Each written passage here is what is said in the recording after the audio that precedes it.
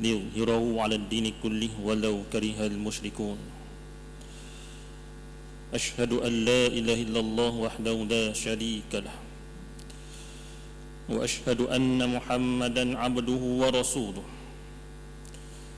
اللهم صل وسلم على حبيبنا وشفيعنا وزخرنا ومولانا محمد وعلى آله وصحبه أجمعين.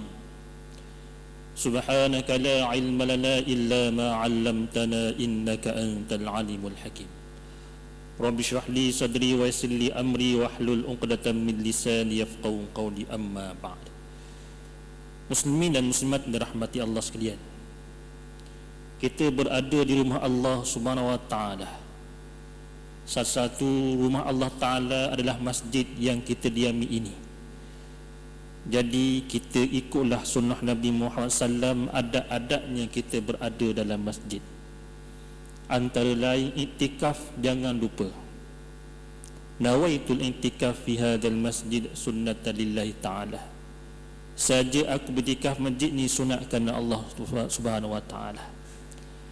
Muslimin dan muslimat yang dirahmati Allah sekalian, dalam satu hadis yang sahih yang menerangkan ada 7 golongan yang dinaungi oleh Allah Subhanahu wa taala di hari kiamat kelak. Antara dalam hadis tersebut, wa rajulun qalbuhu mu'allaqun fil masajid, iaitu salah seorang daripada 7 golongan tersebut, golongan antaranya lelaki yang hatinya mu'allaq, terlekat.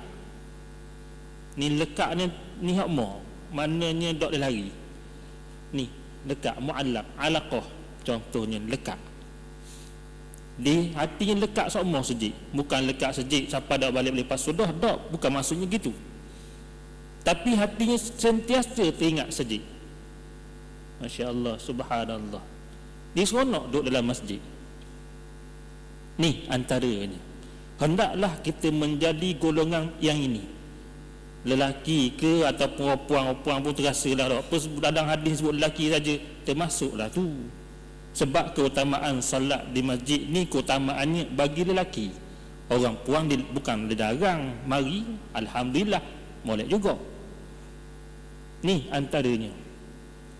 Baru ni saya tengok kebetulan satu YouTube, Dr. Abdul Basit menerangkan satu kisah ni lah yang mensyarah tentang hadis ni, yang disyarahkan oleh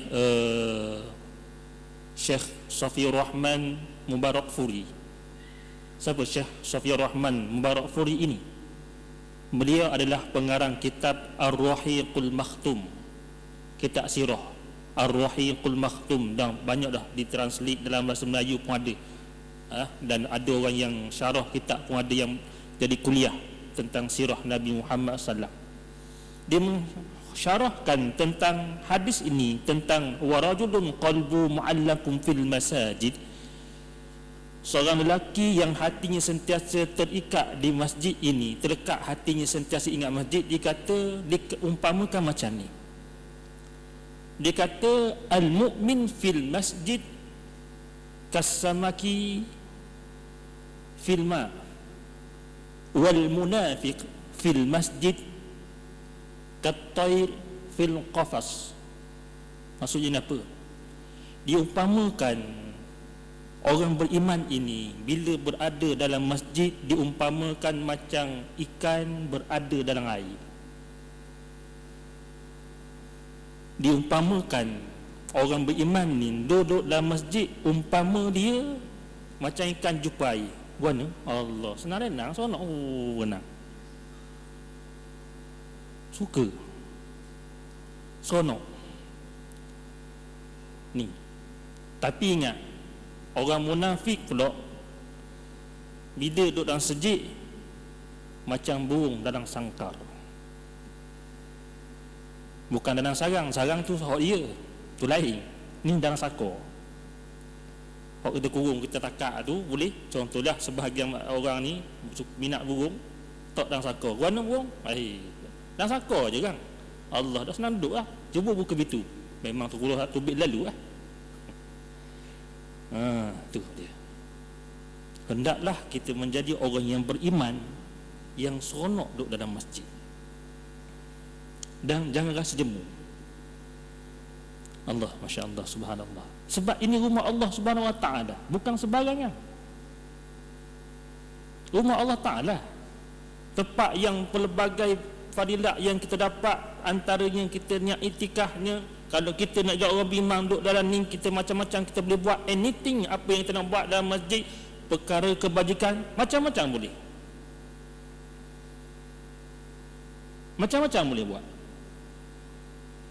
Dengan zikirnya, dengan baca Qurannya, dengan kuliahnya, walaupun kita duduk dengar saja. Allah.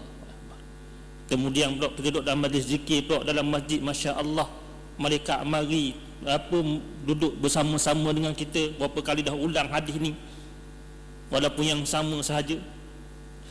Nak khabar duduk dalam masjid ni, malaikat bersama-sama dengan kita. Bukan saja duduk saja, kita duduk ni, Allah Ta'ala dikatakan malaikat turun ni mendoakan kita pula. Allahumma ghfir lahu, Allahumma arhamhu. Ya Allah, berilah rahmatilah kawan ni dan ampunilah dosanya. Malaikat doa kita macam tu sekali. Tak mau lagi. Masya Allah, Subhanallah. Orang ada urusan lain lah nak buat mana. Ini manusia, kalau ada urusan boleh kata apa tu. Ni situasinya. Tapi keadaan suasana biasa, inilah patutnya kita jadi. Ni dok dang kalau hari Jumaat dok baru bersadang sebelah, Assalamualaikum warahmatullahi. Dok dang yang kedua temu lagi dah. Tak mau gitu. Ni antaranya. Muslimin dan muslimat yang dirahmati Allah sekalian. Firman Allah Subhanahu Wa Taala dalam surah Al-Baqarah ayat 238 yang berbunyi, hafizu 'alas salawati was salatil wusta wa qumu lillahi qanitin.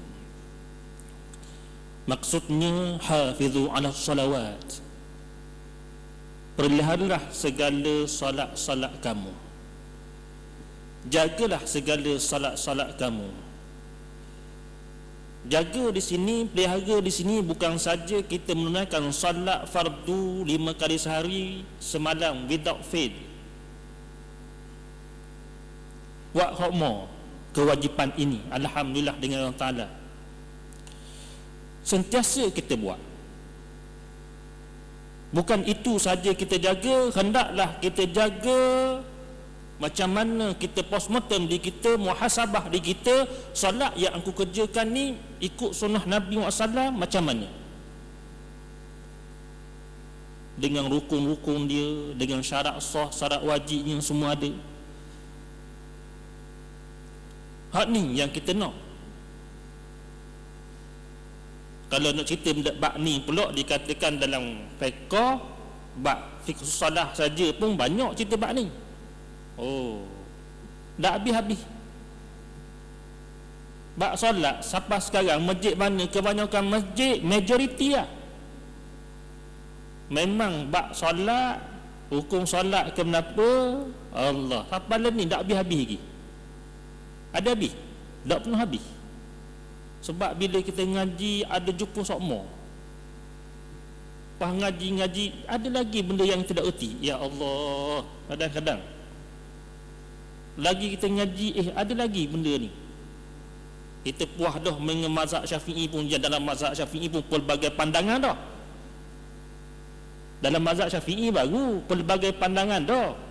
Imam Rafi'i kata macam ni, Imam Ramli kata macam ni, Imam Nawawi kata macam ni, contohnya lah. Dan pelbagai imam-imam lain. Yang tu saya sebut yang biasa, yang bermain dalam mazhab Syafi'i. Hak tu baru. Tak campur dengan mazhab lain lagi. Allah. Ni ya. Kata-kata ya Allah, banyak lagi rupanya. Kita rasa dalam ni kemah dah, dok lagi rupanya, dok kemah lagi. Gogeh lagi. Masya Allah, subhanallah. Patutlah kena pelihara sungguh-sungguh bab solat ni. Jaga sungguh-sungguh. Sebab perintah Allah Ta'ala ni, bab solat kena jaga. Sebab perkara yang pertama yang Allah Ta'ala hisab kita hari kiamat kelak, antaranya solat. Utama sekali. Dia cek kita ni satu persatu. Allah Akbar, Masya Allah, subhanallah. Ni kadang-kadang kita kena muhasabah, perbaiki sokmo diri kita ni antaranya. Sebab dalam hadis yang lain ada sebutkan, Sa'altu Rasulullah SAW, siapa yang tanya Nabi Muhammad SAW ini, salah seorang sahabat Nabi Muhammad SAW yang bernama Abdullah bin Mas'ud. Dikatakan sahabat Nabi yang dikatakan golongan kerdil, yang dikatakan satu hari sahabat yang dia panjat pokok kurma tu, sahabat tengok betih kecil, pakak suka habis. Tengok betih kecil, Ibnu Mas'ud ni betih kecil je, tak besar, sebab dia golongan kerdil. Nabi kata suka kawan tu, kalau timbang betih dia dengan bukit Uhud, berat betih dia lagi. Kita betih kita pun timbang pun berkilo kan. Contoh je lah. Ni situasinya nak khabar. Dia tanya Nabi Muhammad sallallahu alaihi wasallam dalam satu hadis yang disebutkan dalam Bukhari dan juga Muslim. Sa'altu Rasulullah sallam, ayyul a'mali afdal? Qala as-salatu ala waqtiha. Qultu thumma ayyu? Qala al-jihadu fi sabilillah. Qultu thumma ayyu? Qala birrul walidain. Tengok hadis ni. Dia tanya Nabi SAW, aku pernah bertanya kepada Rasulullah SAW, amalan apakah yang paling afdal, yang paling utama? Nabi menjawab, salat pada waktunya. Salat pada waktunya antaranya salat subuh antara bila? Contoh sekarang pukul 6.11 ataupun 6.10 sehingga waktu syuruk. Itu waktu dia. Janganlah pukul 8 baru sembahyang subuh. Itu bukan dalam waktu dia. Itu masuk dalam waktu dia. Kadang-kadang Allah Ta'ala beri kepada manusia cantik dah, kepada hamba ni cantik dah, dia beri timing tu cantik dah. Waktu subuh bila? Tidak waktu subuh hanya pukul 6.11 minit je buat ataupun 6.10 minit je buat, time tu je buat, time lain tak boleh buat dah. Ia ada timing masanya. Begitu solat zuhur 1.22 contohnya, atau 1.21 sekarang ni lebih kurang. Itu antaranya. Dia buat siapa waktu asar, sebab tahu, sebab kadang-kadang manusia ada urusan yang memang perlu diuruskan. Cantik dah, itulah salat pada waktunya. Tapi yang paling utama sekali pada awal waktu, bagi siapa-siapa yang mampu mengerjakannya, yang tak ada urusan lain. Masya-Allah, subhanallah. Jaga sungguh. Sebab Nabi antaranya yang sentiasa solat ni jaga.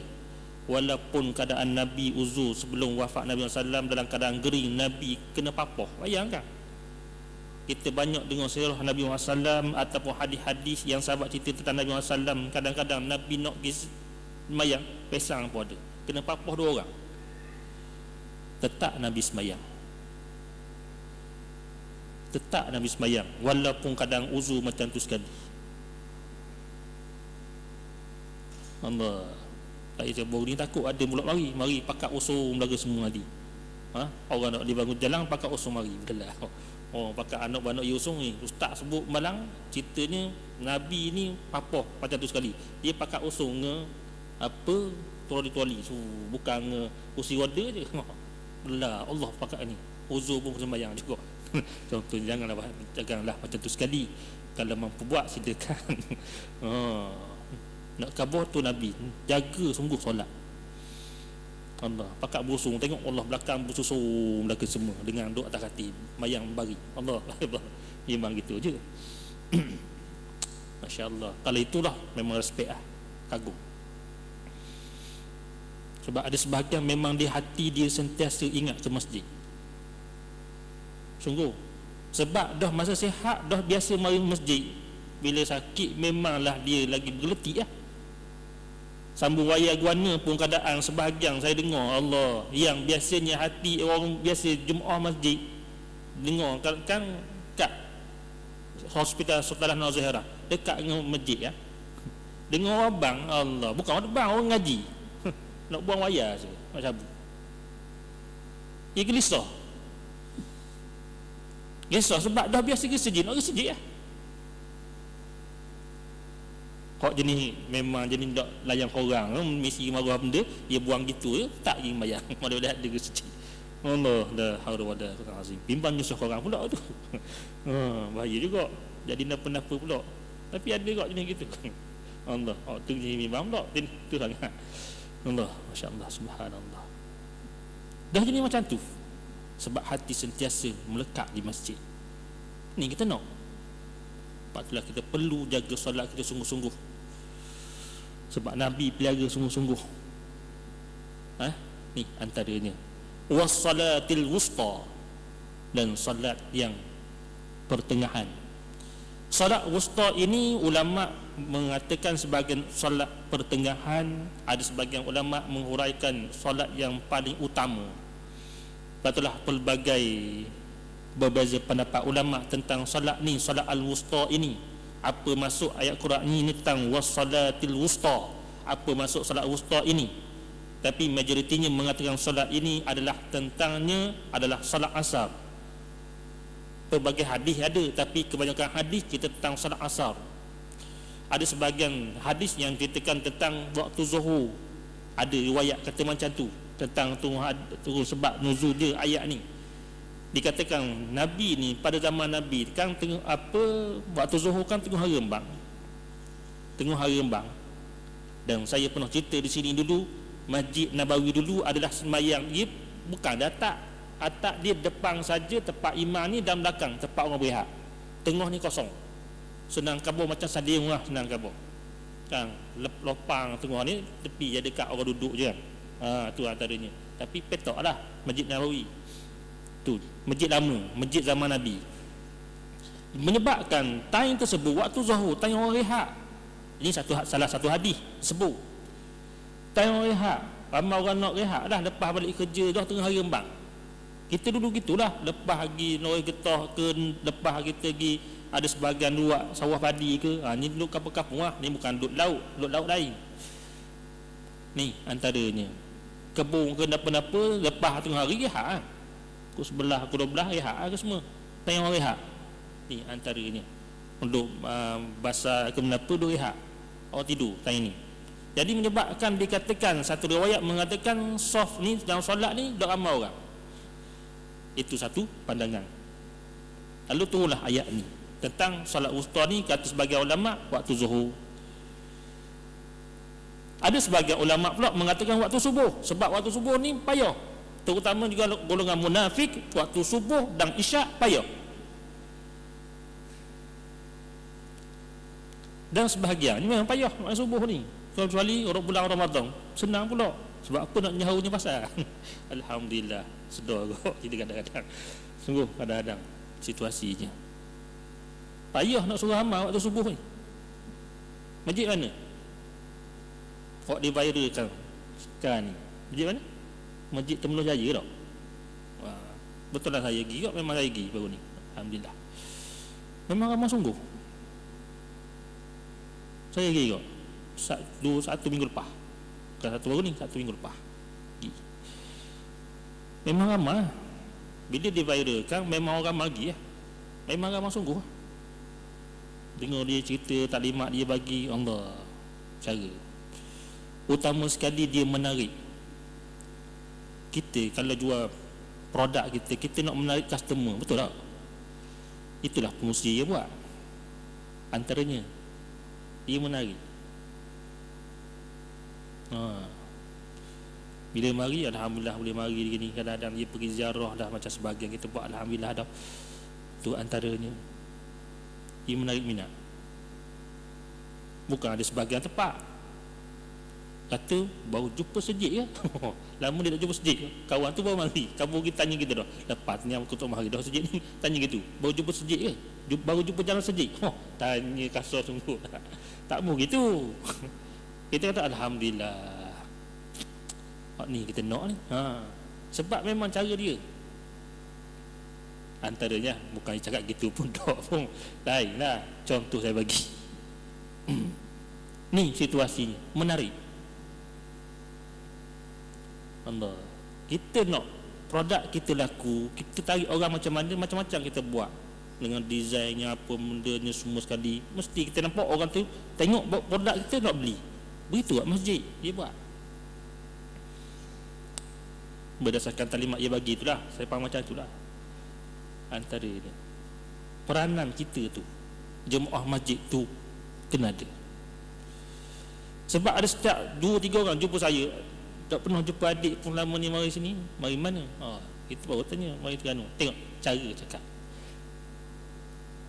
cara ni kita tengok orang ni atas bawah kawan ni mari mana? Tak apa gitu, dia layak cara.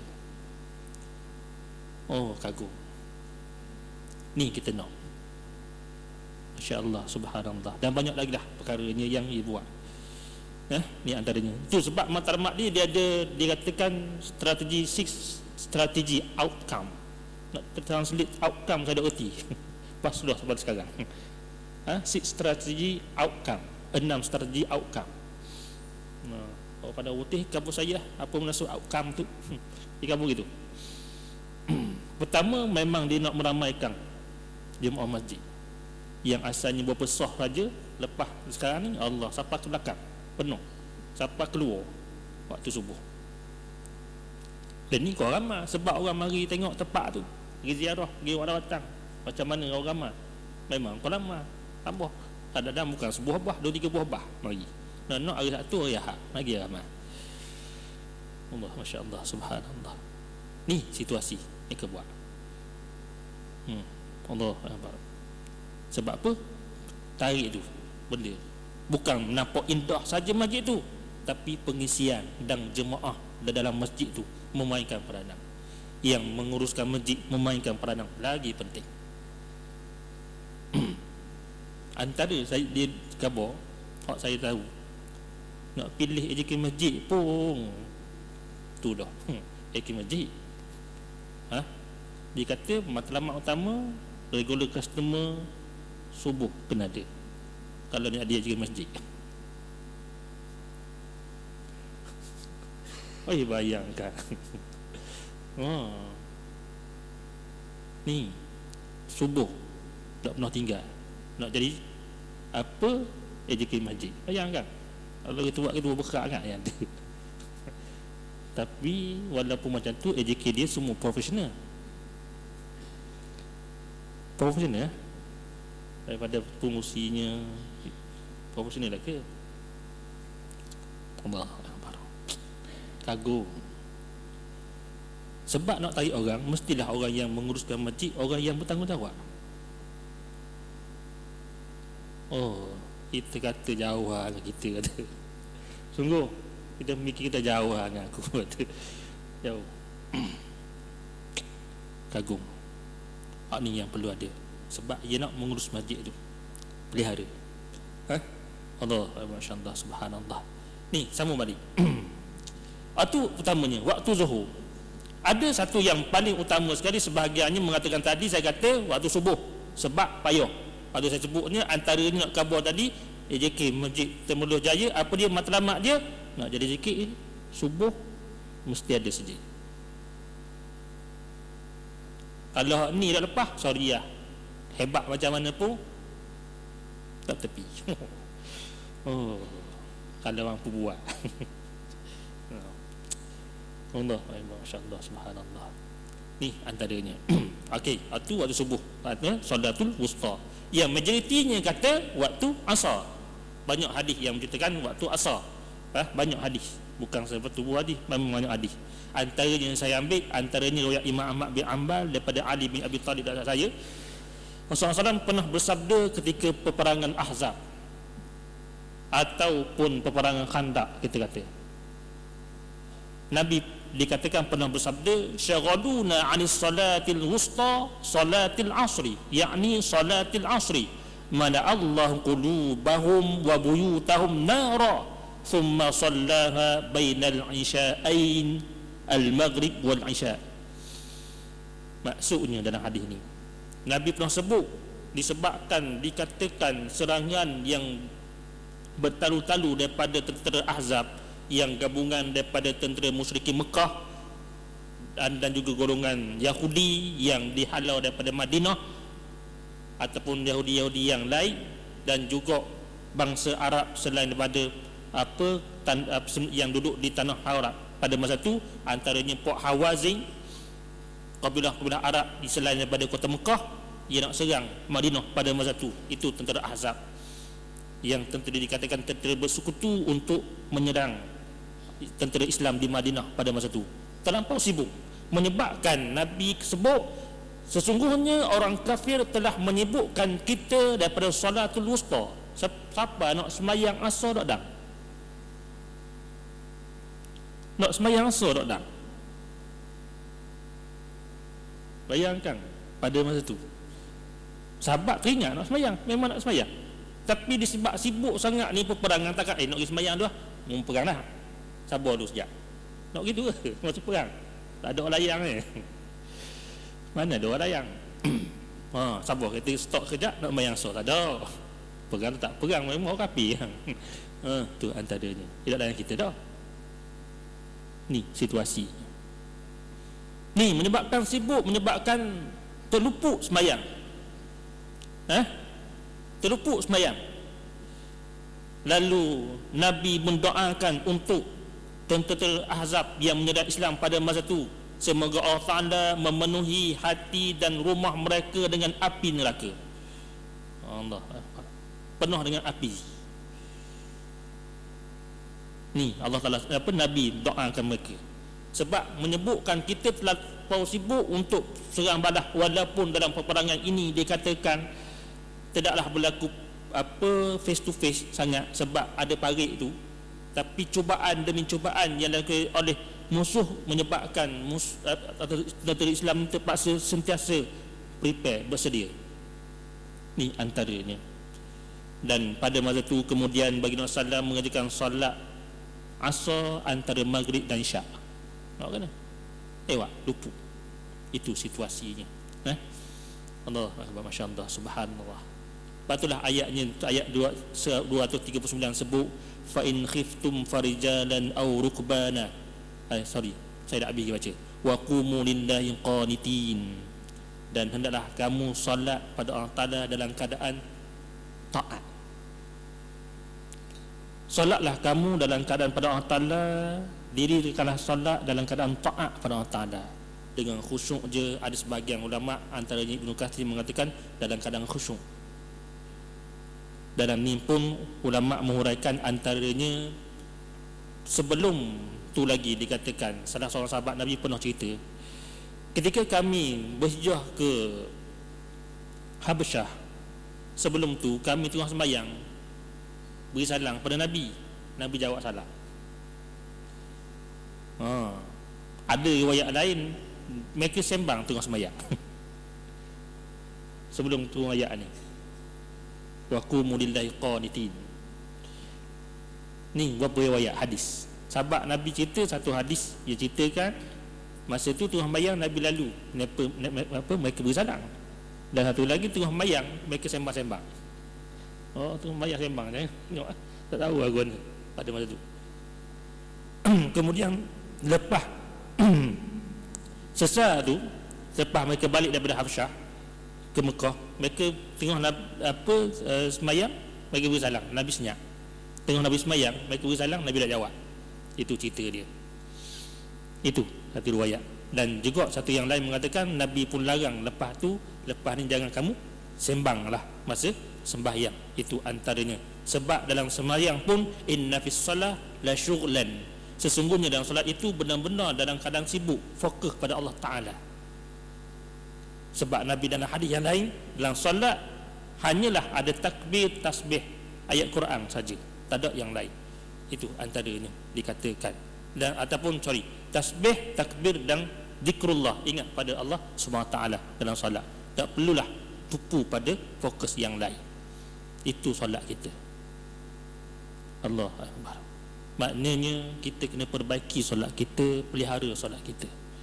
Sebab kita bila pelihara solat, inna salata tanha 'anil fahsya'i wal munkar, sesungguhnya solat itu akan mencegah seorang tu daripada perbuatan keji dan munkar.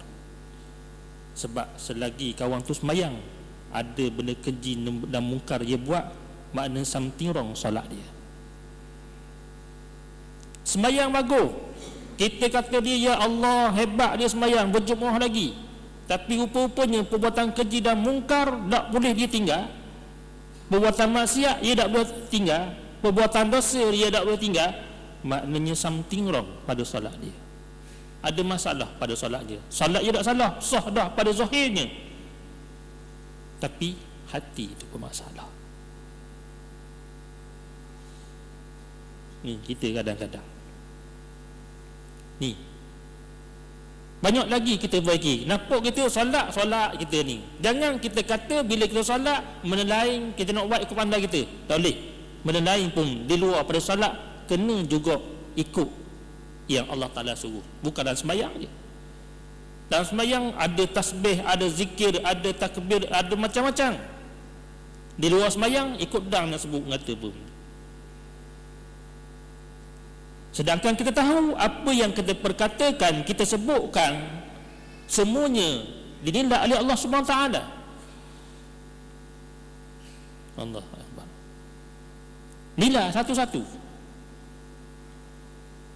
Buat anda yang spekulasi, contohnya Allah jaga-jaga, berhati-hati. Jangan ingat malaikat itu sedang pencing, tak, ataupun malaikat sedang rehat, tak, sama sekali. Dia ada sama dengan kita. Allah Akbar. Ni yang perlu kita jaga. InsyaAllah, subhanallah. Itu antaranya. Ayat 239 surah Al-Baqarah. Fa in khiftum farijalan aw rukbana fa idza amintum fadhkurullaha kama 'allamakum ma lam takunu ta'lamun. Kemudian jika kamu dalam keadaan takut, dalam keadaan bahaya, maka salatlah sambil berjalan ataupun berkenderaan. Ini salatul khauf kita kata. Salat dalam keadaan takut. Sebab pada masa itu situasi keadaan Nabi Muhammad SAW dan sahabat Nabi dikatakan, sebab berdasarkan ayat 238 tadi, salah satunya tengah sibuk untuk lawan musuh dalam peperangan Khandaq atau Ahzab. Bila tunggu ayat ni, lepas ni kalau ada berlaku peperangan, bila masuk waktu tengah perang pun boleh lagi kita dalam keadaan naik kuda ke ataupun jalan kaki ke, dalam keadaan berlari ke, boleh, tak ada masalah. Walaupun tak perlu hormat waktu, tak apa dah. Hormat waktu tak apa dah. Dan ulama meluaskan lagi, sebagian ulama terutamanya mutakhirin dikatakan salatul khauf bukan saja dalam peperangan, apa-apa yang bahaya menimpa kita, apa-apa yang bahaya yang menimpa kita, contohnya tengah gempa bumi. Kan antara bahaya kalau kita duduk dalam bangunan yang nak utuhkan, antaranya takkan tak boleh bayang, tak apalah, nak kena mati mana tengah bayang. Menyelamatkan nyawa tu penting juga, ingat balik. Lari, tembus lari, tapi dalam keadaan sembahyang. Sebab apa? Salatul khauf. Ada ulama mutakhirin atau sebagai ulama mengatakan boleh, tak ada masalah. Sebab bahaya. Itu antaranya. Maksud tu solat lah. Ataupun contohnya lah, ini contoh je lah, for example saja. Tengah jalan-jalan kita gebu dalam hutang, cari apa-apa, cari pelanduk ke apa, cari usaha contoh, tiba-tiba pergi jalan-jalan, Allah, terkena jerak sendiri. Kita seorang pula tergantung kaki atas pada tabur.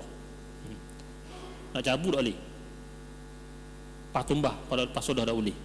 Tiba-tiba masuk waktu solat, siapa nak habis waktu solat, keadaan bergantung gitu. Mayang wajib kot kau nak pun. Tengah aku kita gantung gini nak mayang kau ni. Mayang tetap wajib semayang. Tidak payah semayang kadang itu. Walaupun kadang wuduk tak ada. Hormat waktu lah. Hormat waktu bukan saja kita dalam keadaan kita biasa dengar dalam kapal terbang. Contohnya kita dengar, waktu wuduk tak ambil semayang ni, ada benda. Itu je kita dengar biasanya. Dalam keadaan gitu, mayang wajib tak? Wajib mayang. Walaupun kaki gantung ke atas, lekat gitu, bawah, pada tak bawah. Mayang gua ada tak bila. Contohnya lah. Contoh bagi. Walaupun semayang hanya hormat waktu. Nak kata penting semayang sebab Nabi tak pernah tinggal. Sebab itulah ayat ni kabur tadi, ayat 238, jagalah solat macam mana keadaan pun. Allah, sebab tu kadang-kadang saya tengok Ada sebahagian hamba Allah ni yang jaga sembahyang, jaga sungguh. Allah, saya teringat satu kisah. Kisah dia seorang hamba Allah ni, dia dulu kerja, dia pencing askar pakat bawah. Anak-anak kecil lagi, anak-anak sekolah lagi ya, ada belajar lagi, jadi perlu tanggung pencing tagana askar kelas bawah. Kisah benar, askar kelas bawah, kisah benar, askar kelas bawah. Jadi taga pada ingat dapat pencingan. Lepas tu dia apply kerja, minta kerja. Lepas tu dah dapat kerja dengan sebagai driver seorang kontraktor bukan Islam. Kisah ni bukan ada di Terengganu tak, di luar Terengganu. Tu guru saya cerita. Kemudian pun dia jadi driver lah. Memang driver, jadi driver ni sebab dia kontraktor, projek macam-macam, kena pergi sini lah, kena pelbagai tempat kena pergi. Tapi bagus dia saja. Walaupun dia driver kepada toke dia ni, kontraktor ni orang bukan Islam, dia minta kepada bos dia, bos, excuse me bos, give me 5 or 10 minit nak sembahyang. Allah, dah sibuk kita mari-mari, tapi bos minta tolong beri saya 5 minit ataupun 10 minit untuk saya mengerjakan sembahyang. Tu sembahyang tengok tiba-tiba kadang-kadang sibuk sangat, kadang-kadang tengok pukul 6 asar dak sembahyang lagi, kabur ke bos dia. Ataupun pukul 6:30 dak sembahyang lagi, kabur bos, ni lewat dah, saya tak sembahyang asar lagi ni. Bos minta kebenaran sembahyang asar dia.